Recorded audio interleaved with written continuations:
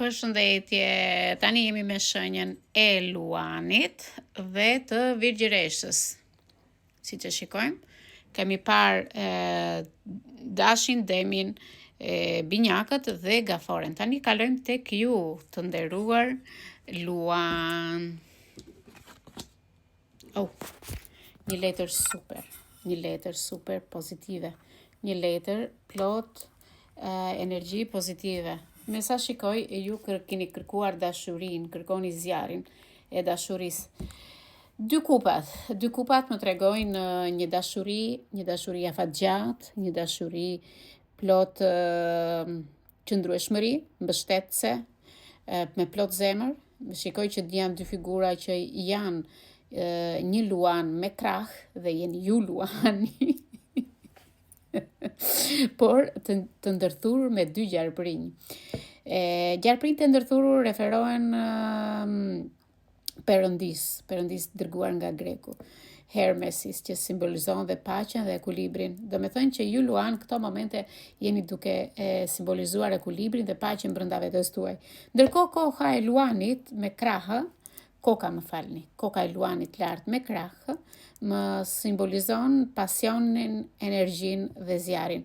Ndërsa shumë i referohen dy kupave si kartë e martesës, ajo nuk referohet domosdoshmërisht për një angazhim afatgjat, por dashuria për të cilën flasin dy kupat është që ju jeni duke ndryshuar jetën dhe kjo marrëdhënie do zgjasë përgjithmonë, forever.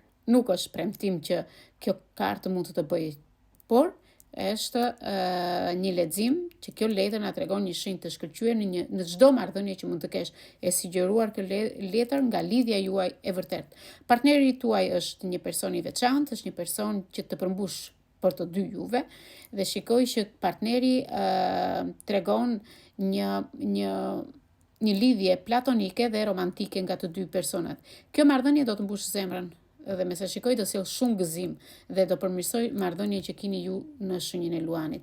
Nëse mendoni se këto kupa të dashurisë janë bosh sot, do me thënë që unë do thashtë ja nënataru, po unë jam single këtë moment. E unë do të thosha të keqe nënatarua, ndoshta ti vërtet je single për momentin, por rruga jote në dashuri është e pashpërblyer dhe kjo ka ardhur sipas kohës, sepse ti nuk e rikuperuar ose më saktë nuk je shëruar nga ndarja që ke pasur në të shkuarën. Dhe nëse kjo lidhje e dashurisë tënde përfundon në zjarr dhe në rënim, ky është një mësim shumë i fortë dhe i vlefshëm për të dy kupat. Por me sa shikoj, ti je aftë të japësh dashuri, ti je aftë të marrësh dashuri dhe me sa shikoj çfarë do lloj gjëje që ka ndodhur në të shkuarën luani, kjo hënë plot do të sjellë të përmirësosh jetën tënde, të mbushësh jetën tënde me gëzim dhe të japësh vetes tënde sa më shumë ekuilibër, mbështetje dhe të thuash që në jetën tënde duhet të japësh ose më saktë ti duhet të angazhohesh për të marrë atë çka ti meriton, dashurinë e vërtet. Çdo marrëdhënie që mund të jetë në të ardhmen nga sot, do të vejë në martesë me dy kupat. Të përqafoj luani. Vem tek Virgjëresha. Virgjëresh, çike këta njerëz me 7 shpatat. Shikoj që diçka të është vjedhur, mund të jetë energjia, mund të jetë koha, mund të jetë një person që mund t'i kesh dhënë lek në të shkuarën, mund t'i kesh ofruar shumë gjëra të tjera përveç kësaj, por është një person që është një person që të ka vjedhur, të ka manipuluar dhe ky person të ka vjedhur çdo gjë. 7 shpatat më tregojnë që është një figurë që ka planifikuar me djallëzisht çdo gjë në lidhje me jetën tënde. Duke fshehur pas shpinën e të njerëzve, ky person ka fshehur shumë sekrete, domethënë, dhe ti nuk i ke kuptuar. Shpresoj të mbeteni të pa zbuluar. Fatkeqësisht kjo letër tregon që nëse do të kapesh nga gjithë kjo gjë, qëllimi i 7 shpatave është duke të vënë re në dukje natyrën mashtruese të disa personave ose veprimeve që ju po bëni. Prandaj bëni kujdes, sepse Jo se të parashikosh rezultatin, përfundimin, por duhet të jesh i vetëdijshëm për metodat që duhet të përdorësh tani e tutje. Me sa shikoj, ke përfituar nga disa gjëra në të shkuarën dhe tani je në zgjidhje të disa problemeve që ke ti në jetën tënde.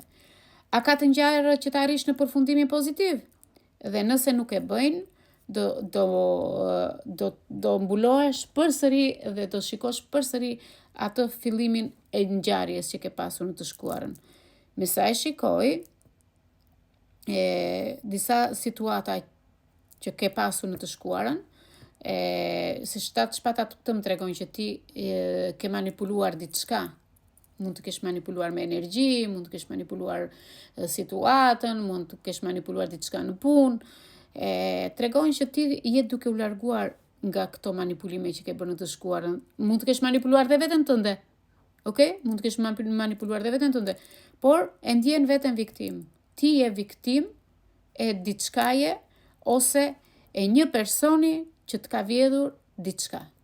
Mund të ketë vjedhur çdo gjë, nga dhuratat, lekët, diçka me vlerë në jetën tënde, energjinë, por me sa shikoj, nëse vërtet mund të gjesh mënyrën për të lidhur me këtë hajdut në këtë letër, atëherë ndoshta mund të jesh ti ai personi në dritare që në këtë rast është koha të kujdesesh për sjellje të poshtra të personave që ty të kanë lënduar.